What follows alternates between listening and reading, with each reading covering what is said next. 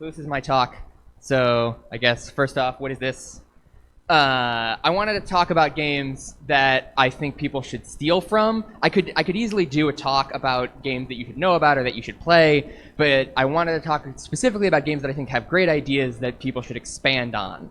I'm going to talk about a bunch of other stuff. It's going to be pretty freewheeling. We're going to hang out. What? You came here to hang out. We're all here. Let's hang out. And then secondly, I'm full of shit. So I gave the title of this talk to Jamie. By the way, also, this talk is going to have curse words in it, in both English and Japanese. So I gave the title of this talk to Jamie before I really thought about what 10 video games would be. Doing 5 was really hard work. So I had to do a lot of research for this talk.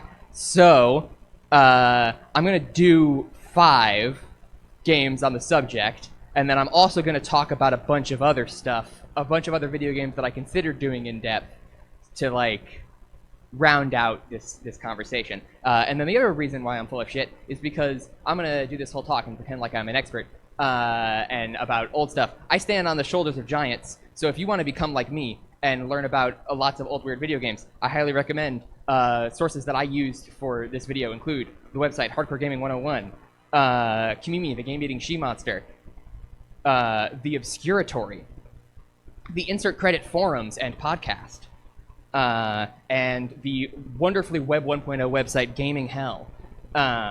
So yeah, check those people out if you find anything that I talk about interesting, because I got all of this from them.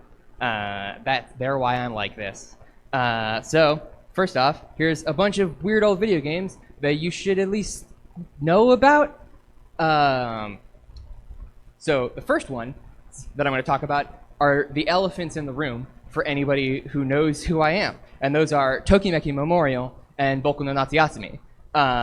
These are the most important video games you've never played because you don't know how to read Japanese. Any conversation about video game narrative is fundamentally incomplete without talking about Tokimeki Memorial. It's been influential on tons of games that you love, and you've never played it. And Boku no Natsuyatsumi is a game that boldly imagines a world in which video games are for everyone and can be about anything. But there's a slight problem here. Mr. Tim Rogers made 2 6-hour-long videos about these games already. So I'm not going to talk about them because I can't do it better than he can. If you're the kind of person who hates video essays, or you look at a 6-hour-long timestamp on a YouTube video and you get really mad for some reason, and then you go and watch like a season of mediocre television for 12 hours you're not even going to remember, I know who you are. I see you on Twitter. I don't see you on Twitter anymore. I don't see anyone on Twitter anymore. Then I highly recommend these articles by Tom James, the Daigo Umehara of dating sims. He wrote this article about Tokimeki Memorial, and then that article about a bunch of later dating sims that sort of represent the end of the dating sims heyday in Japan. There's no good article about the first Boku no Natsuyatsumi, but Kimimi the Game-Eating She-Monster wrote this article about the sequel, which is also really, really good. And the sequel is also getting a translation, thanks to Hilltop, who did a translation of a game that I'm going to talk about later. Anyway, then there's some games that I was considering talking about, but they've already been ripped off. And those were Moon Remix RPG Adventure and Yume Nikki. So Moon is a really cool adventure game disguised as an RPG. You play as like a kid who falls into a video game that he's playing, and you learn that the hero of that game is kind of an obnoxious jerk. It's a game about how if you acted like an RPG protagonist in real life, people would hate you. And so then you play as this like weird ghost with gloves, and you go around solving puzzles to reunite monsters' souls with their bodies. And there's like a day-night cycle and this really intense sleep mechanic where if you stay up too late, you literally just pass out on the spot. This game is very strange. And then Yume Nikki is a really fantastic game. This one's available in English. It was made in RPG Maker, but it's also an adventure game. You sort of wander around this dream world, and you collect powers that let you interact with objects and NPCs in new ways. It's got incredible vibes, this super unique atmosphere. So I wanted to talk about these, but they've already been really successfully ripped off by a game called Undertale. So this, I think, illustrates the strength of ripping off games nobody's ever heard of. Undertale was mainly a success off the strength of the Homestuck fandom. Don't try to make a game like Undertale unless you can also live in Andrew Hussey's basement. But Moon wasn't available in English when Undertale came out. It's available in English now with a translation by who else? Tim Rogers. So a small soapbox about how much it drives me crazy when people insinuate that Undertale is an Earthbound ripoff. It doesn't look like Earthbound. It doesn't have a plot like Earthbound. It doesn't have a battle system like Earthbound's. Those things are taken from Yume Nikki, Moon Remix RPG Adventure, and Toho. And also, Undertale improves on these influences, or at least differentiates itself from a lot of these influences. Undertale's really good. It deserves all the praise that it gets. And if I catch you saying it's too derivative of Earthbound, I will blow up your brain with a laser. Sorry to the haters. So Moon was made by a company called Love-de-lic, who are now defunct. But they made some other games. LOL Lack of Love and UFO A Day in the Life. LOL Lack of Love is a life sim game where you play as this little guy. I try to pretend like I'm an expert on this stuff. I played this game for like an hour, and at no point did I understand what was going on. If you know how to play LOL Lack of Love, call me.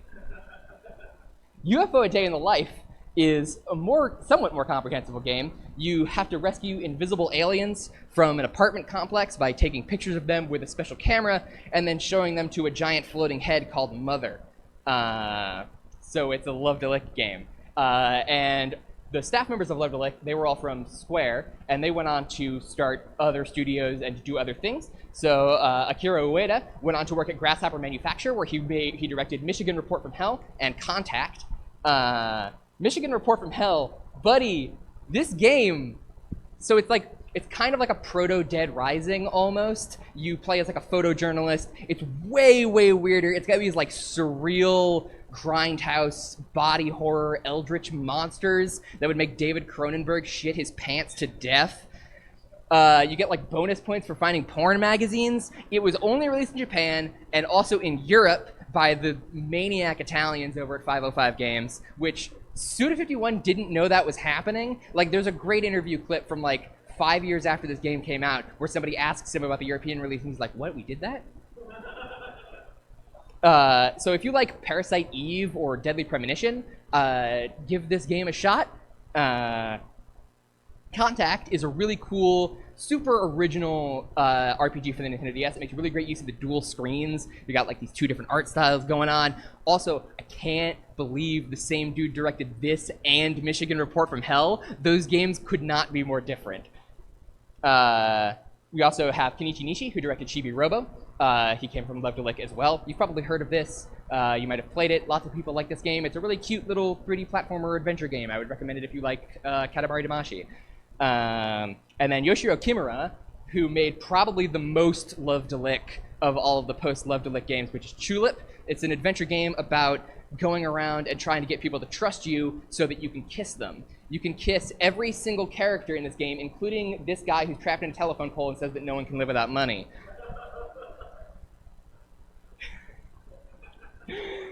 Another company that I was going to talk about, a few other games I considered, was ArtDink. So I was going to talk about some various ArtDinks. ArtDink is a studio that's made a huge, huge range of games. They're probably best known in Japan for the series of games Eresha Deiko, which is a series of train simulator games that was published in the US by Maxis as A-Train. And most recently they worked with Square to make Triangle Strategy. They've made a bunch of other stuff. So they made Kazino no Tamu, which is a game where you fly a hot air balloon. If you've ever been in or encountered a hot air balloon, you know that you don't have a lot of control over where a hot air balloon goes. So this is actually a game about being in a hot air balloon, really. It's really, really hard. When you finish the game, it asks you, did you luxuriate in the wind? It's got like really fantastic vibes, great ambient music soundtrack. Highly recommend this as a game if you want to just hang out in a hot air balloon. Similarly, they also made Aquanaut's Holiday, which is a game about swimming around and looking at fish. You build a base and a coral reef underwater. This game has also kind of already been ripped off by the 2016 adventure game Abzu, and then also by the less great 2018 survival game Subnautica.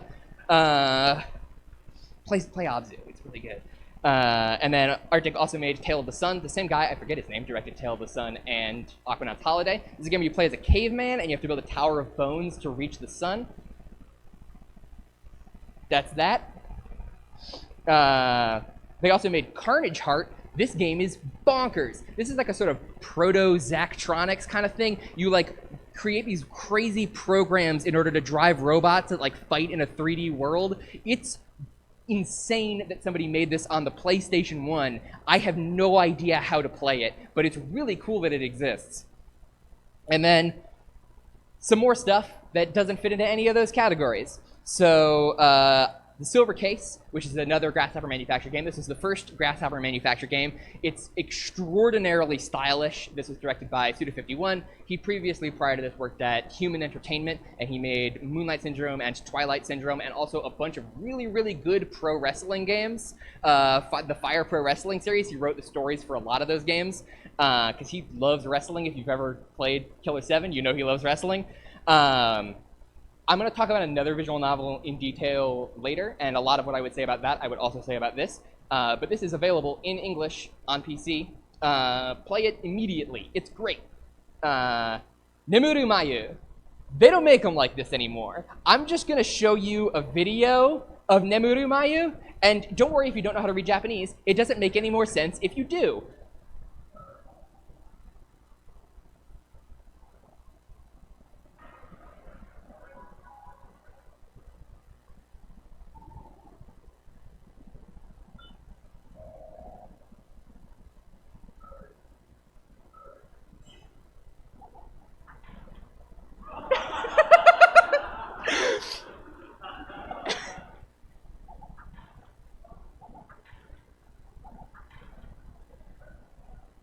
You'd never have to stop punching.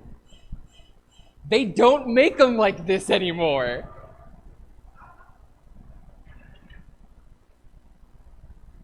And then I also wanted to talk about Princess Tomato in the Salad Kingdom, but I actually just wanted to show you this screenshot. Really, really, really soak it in. All right, this game is also on the NES, but it doesn't have this bit in it.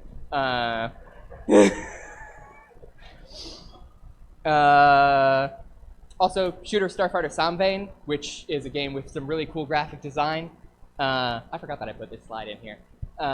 Yeah, just another cool game that I wanted to talk about. It's great. Anyway, on to the main part of the talk. 5 weird old video games that I'm going to talk about in detail. The first one, let's start simple. It's Gourmet Warriors. It is known in Japanese as Gourmet Sentai Barayaro or Bishoku Sentai Barayaro. We're going to talk a lot about the title of this video game because it's usually translated as Gourmet Squadron or Gourmet Warriors, and that does not do justice to this. So the kanji on the box and on the title screen is kind of illegible. The first word here is bishoku, which means gourmet food. Bi is like it means beautiful. Shoku is an alternate pronunciation of the kanji in the word taberu, which means to eat. So you may know words like bishonen and bishojo, which mean beautiful girl and beautiful boy. Other way around. They come from the same root. There's this much more legible furigana, which is like kana that you put over a kanji to tell you how to pronounce it, that doesn't say bishoku, it says gurume. And that's, I don't know if that's a loanword from English or French. There are some Japanese words that are written as with kanji, even though they're loanwords, which are normally written with katakana. So that's just a weird pronunciation of that word. We're already off to a very strange start. The next word is Sentai, which is much more normal. That means squadron. Super Sentai is the Japanese name for Power Rangers. And then we have Barayaro. We're gonna have to break this down. So Bara in Japanese means rose, but it's historically been a sort of pejorative term for gay men. A sort of like the English word pansy. And in English, bara generally refers to stuff kind of like that. Big, muscly, hairy guys that are depicted in a lot of manga. So it was sort of, the term bara was sort of reclaimed in the 60s and 70s. So this is a gay magazine from the 60s called Barazoku. And you'll see that it has this sort of like handsome lad This is a sort of bishonen kind of character, a beautiful boy, which is very different from the guy on the cover of G-Men, who's like really, really huge.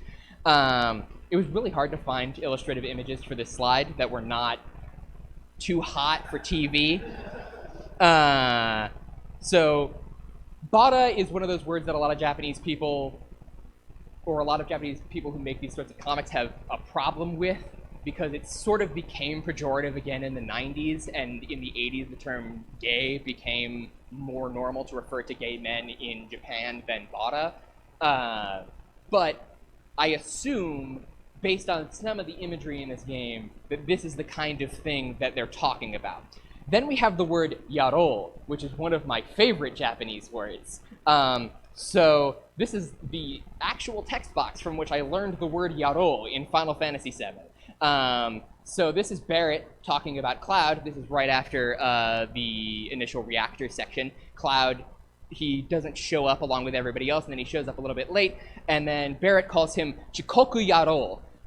So Yaro is a sort of mean, sort of slightly derogatory way of saying guy. You can compare it to like the English word bastard, but not like, it doesn't mean that, but it has that same level of insult. Like you can practically say it on children's television, but it's still derogatory. And chikoku means late, because an amazing thing about the Japanese word yaro is that you can connect it to any other word to create an entirely new kind of yaro. So Barret here is calling Cloud a chikoku yaro, a tardiness yaro, because he's late. So that was a lot of words about the title of this game. What is the game actually? So you play as like a huge muscle dude or this like sexy lady, and you beat up giant sneezing robot heads.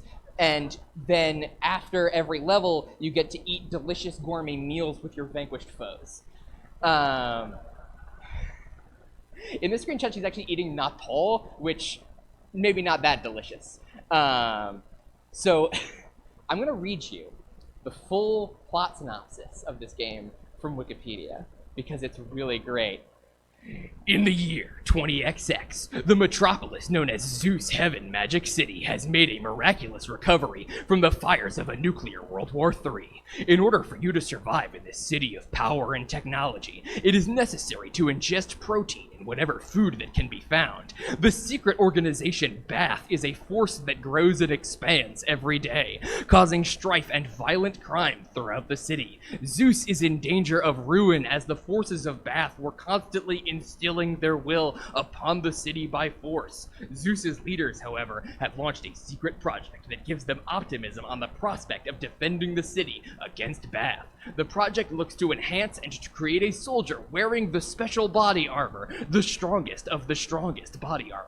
From this project, the conception of the idea to modify the human body was conceived, and 3 humans, Bonjour, Mademoiselle, and Très bien, have been transformed into fighting machines. So what I love about this game, like, they just took a bunch of assets and then made a game out of them. They don't make them like this anymore. They really do not. This game is not that great. However, I played it a few years ago and it has stuck with me ever since. This game is an example, like the most obvious influence on this game is a series of shmups called Chol Aniki, which could be a whole section of this talk all on its own. They have a very unique aesthetic. This is Ai Chol Aniki, and that's Chol Aniki Hyukoku Muteki Gina Saiko Otoko, which came out the same. These both came out the same year, and the same year as Gourmet Warriors, which that's crazy. And you may be wondering what the title of this means. It is Ultimate Invincible Righteous Judgment Man. So Chol Aniki and Gourmet Warriors are examples of a genre called bakage, which means stupid game. Chol Aniki is like peak bakage. It's not a bad game. It's actually pretty good. But like, I mean, look at it. It resembles, but is distinct from Ksolge, which means shit game. This is Virtual Hydlide, genuinely one of the worst video games I've ever seen. So the takeaways from this game is that your game doesn't have to make any sense. You can make a very stupid video game. Free your mind and your ass will follow. So our next game is 428 Shibuya Scramble. This is the best visual novel ever made. It is also one of the best video games ever made. It's an approach to visual novel design that's not seen super often in, or really never seen in Western visual novels, and is pretty rare in Japanese examples. So let's talk a bit about visual novels.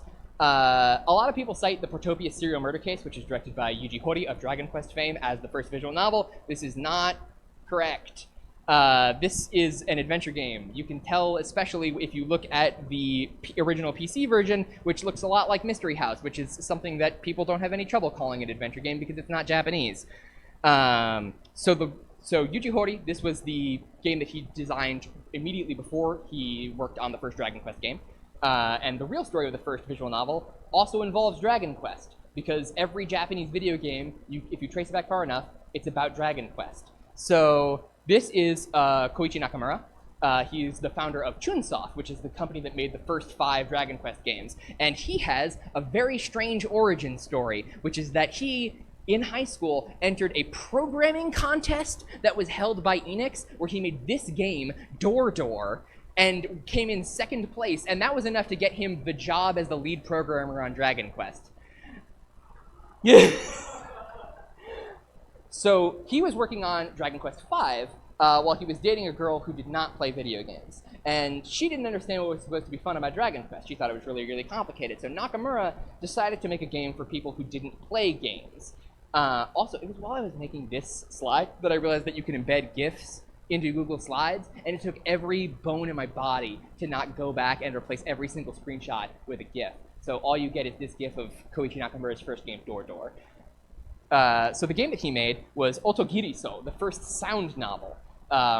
So you can see, looks fairly visual novel-esque. Otogiriso means St. John's wort in Japanese. Chunsoft, however, owned a trademark on the term sound novel, so other developers created the term visual novel to refer to their games. There are older games than this tagged with visual novel if you look on like Moby Games, but the game that makes a genre is very rarely the first game in that genre. So when you think of a visual novel, you probably think of something that looks a little bit like this. That's Hatoful Boyfriend. He's got a character portrait, RPG-style dialogue box, and there's a lot of Japanese visual novels that look like this, but Otogiriso doesn't. It has this presentation where like the text takes up most of the screen and the stuff is just in the background. So there's lots of other Japanese visual novels, especially ones made shortly after Otogiriso. So that's Tsukihime, Shizuku, Fate Stay Night, and Sayo no Uta. And all of these games have this sort of style where you have characters or background art in the background and you draw text on top of that. And that's what 428 Shibuya Scramble is. So Chunsoft kept making games in their sound novel series, such as 1988's Machi, which is, I played it for the first time while doing research for this, and it's cited as a spiritual precursor to 428 Shibuya Scramble, and it totally is. So 428 Shibuya Scramble, you play as these 5 different characters across a single day in Shibuya, and each character's story has sort of a different tone and plot and theme. So you have Shinya Kano, who he has like a hard-boiled detective story about a kidnapping. Achi Endo, who's a teenager who spends his time cleaning up litter, and he helps a woman escape an assassin. Kenji Osawa, a virologist whose daughter is the woman who got kidnapped in Kano's story. Minoru Minakawa, he's a freelance writer who gets a call from his former boss asking him to put together an entire issue of a magazine by himself within 24 hours to save him from being killed by the Yakuza. And Tama, who is a mysterious woman trapped in a cat suit that she put on in order to promote a diet drink called Burning Hammer. So all of these, you play all of these 6 stories at the same time. and the game takes place like sort of hour by hour, and you have to get everybody to the end of the hour before you can proceed and see what happens in the next hour. And so it becomes sort of like a puzzle box where decisions that you're making in previous character moments affect other character timelines. So you sort of like have to unravel this whole thing and figure out like, oh, if I made this different choice as this guy, then this person wouldn't have been here to kill me in this part or whatever. So the thing that you should steal, the most obvious thing is the use of these live-action still photographs. They allow for a lot more intentional and stylized posing compared to FMV. I don't know, I've just never seen another video game do this besides this game and Machi, and I think it would be cool. But most Western visual novel games, and honestly most Japanese visual novel games, are extremely unambitious. And 428 Shibuya Scramble is bursting with ideas, not just like narrative ideas, but all these interesting mechanical ideas. It's got 5 protagonists, and they all have their own complex plots that interweave with each other mechanically, but it doesn't distract from the text, and they don't add a ton of like simulation elements that would make it like a dating or social simulation game. And it's funny and it's silly without being snarky or ironic. I love this game. It's impossible to show you everything that's amazing about it in just a handful of screenshots. You really gotta play it. It's so good. It's one of the best video games of all time. Next, Shiren the Wanderer. So I found out about this game because of Evan. So the 2010s were the decade of the roguelike, which is a genre term that has been historically reserved for the most obtuse of nerds. And it's now so dominant that everybody's sick of it. These aren't really roguelikes. This isn't going to be a conversation about the definitions of words, but there's an ocean of difference between this and this. This is partially the process of trying to make like a niche genre for turbo nerds and turn it into something that's more appealing to a general audience. But Chunsoft, the very same company that made that last game, made a bunch of games that were trying to do just this long before Hades or The Binding of Isaac or Spelunky. And that is Mystery Dungeon, a series of console roguelikes. We're stretching old here, because I've mainly played the 2006 DS remaster of Shiren the Wanderer, but the Super Famicom version came out in 1995. So Shiren the Wanderer is the sequel to Torneko's Great Adventure, which is also themed after Dragon Quest characters, because Chunsoft was working on Dragon Quest at the time. With Shiren the Wanderer, they created a bunch of original characters. This is the very first roguelike that I ever played, Pokemon Mystery Dungeon Red Rescue Team. So much of the difference between a lot of Japanese and Western video games is not like a cultural difference between Japan and the US, but it's a difference between console games and PC games. Not that we didn't have console games in the US, but that we have a lot more PC gamers in the US, and it's only fairly recently that that trend has changed in Japan. So roguelikes evolved on PC. You have these simple ASCII graphics that you can't really do on console. Like back then, a computer was built to render text, and a console was built for blitting sprites. So there's like, they look different. There's tons of hotkeys that you can't do on a controller. They have a really utilitarian design ideology that betrays their origins as mainframe computer lunch break diversions for nerds at universities. In contrast, Shiren the Wanderer, this is the Super Famicom version, has these friendly RPG-style menus and appealing pixel art. So these days we have roguelites, and the solution most often landed on to make roguelites more appealing is to add elements that persist across runs. So this is like the screen of unlockable from The Binding of Isaac. And The Binding of Isaac pioneered a lot of these achievement-driven unlockable items and characters that persist across runs. Some games have taken this further. So you have persistent cross-run upgrades that permanently make your character unambiguously better, like this, like the mirror in Hades. This is bad. Roguelikes are about learning to understand a game's systems. You can't memorize the levels, so you have to understand how it works. And stuff like Hades replaces the process of learning with a sort of repetitive vortex of number-go-up nonsense that demands that you return to the gameplay mines every time you want to see more of the story. Just make a visual novel. I tried so hard not to make this my H-Bomber Guy 2-hour-long Hades is garbage and here's why, but I have to do a little bit of it so you can understand what makes Mystery Dungeon really, really great. So Mystery Dungeon has been doing these persistent cross-run unlockables and upgrades and stuff for a lot longer, and it did it right. So the first roguelike I ever played, Pokemon Mystery Dungeon. In that game, you could, as you play, you recruit Pokemon that you find in the dungeon on your team, and you can use them in future dungeons. So the Mystery Dungeon games vary pretty wildly in terms of like difficulty and how much they forgive mistakes. Pokemon Mystery Dungeon is for kids. Your characters can't die permanently, so when you lose, you have to start the dungeon all over again, but you get to keep all the characters and stuff that you got. Shiren the Wanderer is a lot harder than this. So Shiren the Wanderer's approach, you have these warehouses that are scattered throughout the game world where you can store items between runs. You can always go backwards, which is a feature that most roguelikes have that most roguelites don't. And you can return all the way to the starting village and get fully healed and keep your items, but you lose all of your levels. And some locations allow you to spend money and other resources across several runs to eventually accrue a permanent upgrade. So there's a town in this game, I couldn't get a screenshot of it because that would require me to play like 10 hours of Shiren the Wanderer. There's a restaurant in a town that's closed down, and you can give them money across all of your runs, and eventually they reopen the restaurant, and then that's a place where you can get healed when you return to that place. So there is a vast ocean of substantially more interesting roguelike design possibilities than the landscape of number go up nonsense that we have today.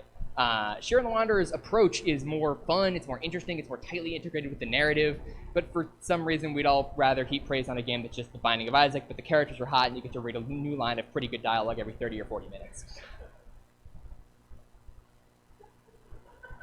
We're talking about Shadow Tower. So Shadow Tower is a game that From Software made in 1998. It provides to the player an experience that is unlike any modern game because players don't have the taste for it anymore.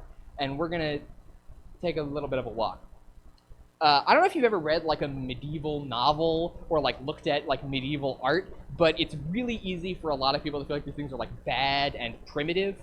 But the reality is that medieval artists were capable of producing drawings with, say, geometrically correct perspective. They saw with the same eyeballs that we have. They noticed that things get smaller as they get further away. They chose not to for aesthetic reasons.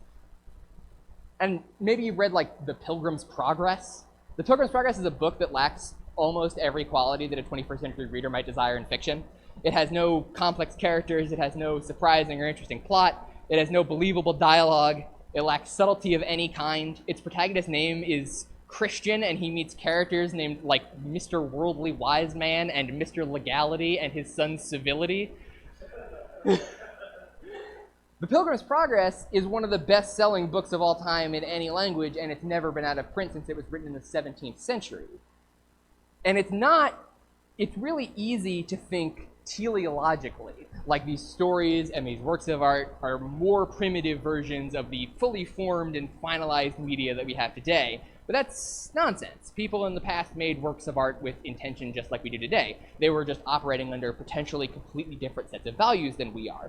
Now, it's kind of strange to talk about a video game that was made in my lifetime like it's a work of fiction from the 17th century. But that's how I felt playing Shadow Tower. Like, cultural change has been accelerating over the past few hundred years. I've read a lot of Paul Virilio. It's not that surprising that a game made within my lifetime would feel as alien to me as a story written hundreds of years ago. And all this is to say, I find aging poorly to be a pretty strange accusation to level at a creative work, because the work hasn't changed. You have. So when you load up Shadow Tower, you start here, and if you push any button except forward,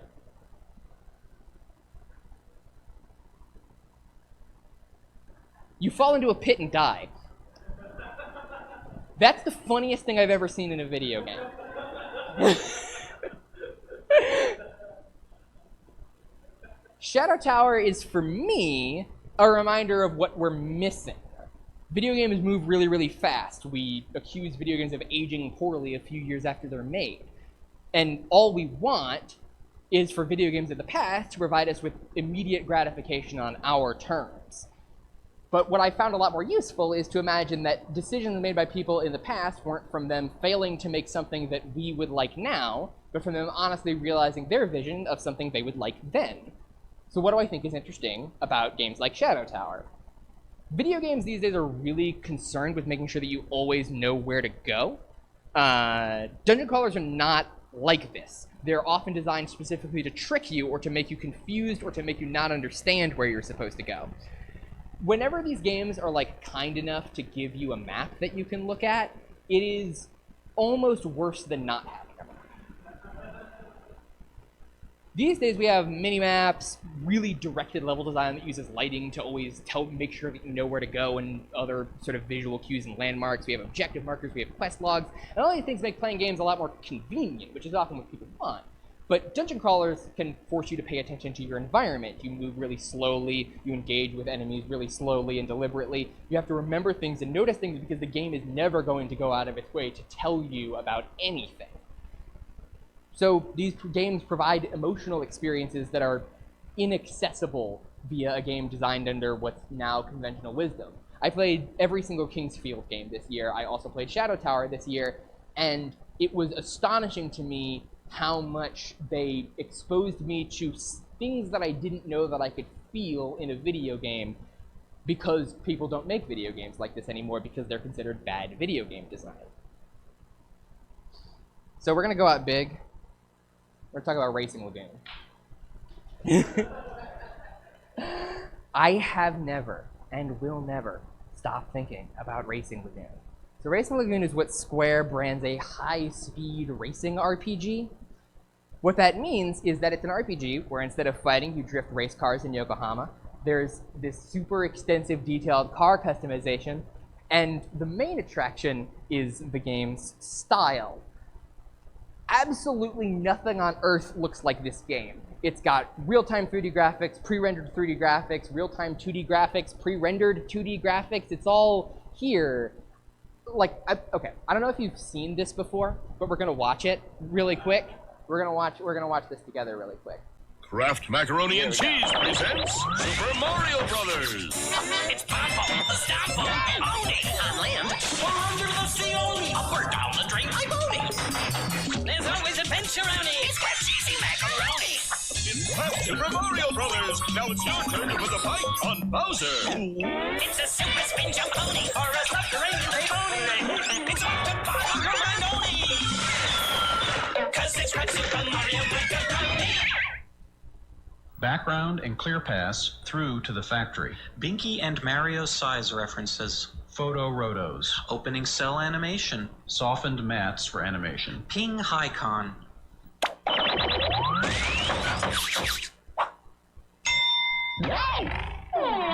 Alternate color correction for Under the Seoni. Mario jumps into the Seoni. Mario Splash. Mario's Under Seoni Bubble Trail.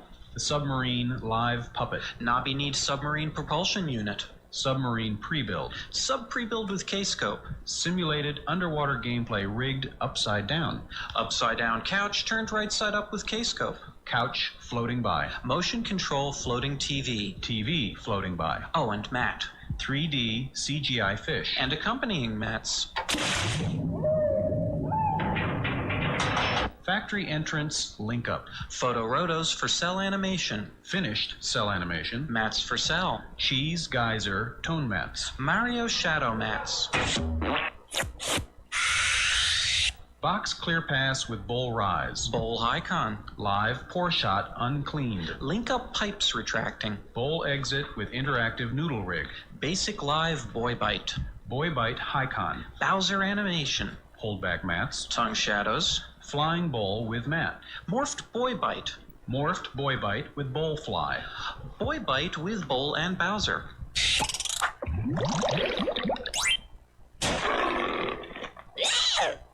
Cave with stop motion Dinomation. Boy Bite linked with Dino Cave. Mario spin jump. Stalagmite holdback mats. End scene background plate. And scene cell animation.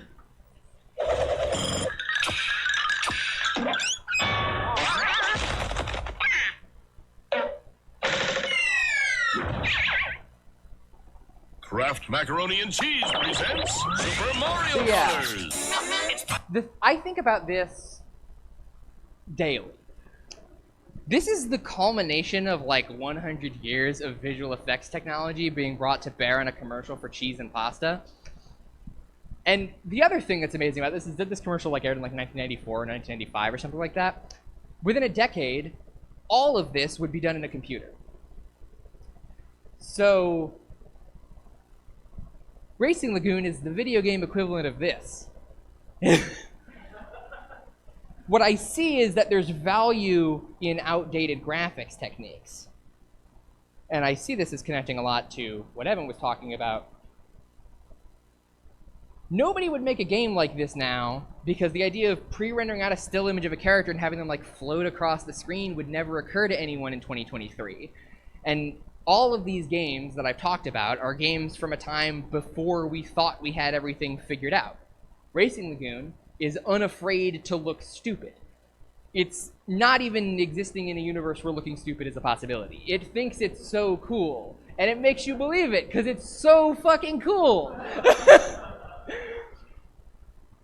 Every video game these days is made out of like parts from other video games, and I mean this technically and conceptually, like mechanics taken from other games, problems and solutions imported wholesale, asset store, all-in-one designs for everything. Never do any game design, just put together the parts that already exist because it's the professional thing to do. Back then, they couldn't just cobble together off-the-shelf pieces into a ready-made game. Everything was made from scratch. Everything is hard, and there's no path of least resistance. And I was thinking about this because Bo, after this, is giving a talk about video games and video games' connection with animation. And video games are like animation, and unlike live-action film, because we have to start from scratch, which video games are extremely hard to make. But it also means we have a kind of total freedom. We can set a game anywhere, make it look like anything, make it play like anything, because it's all equally impossible. I just wish we'd choose to do that sometimes instead of making the same thing over and over again.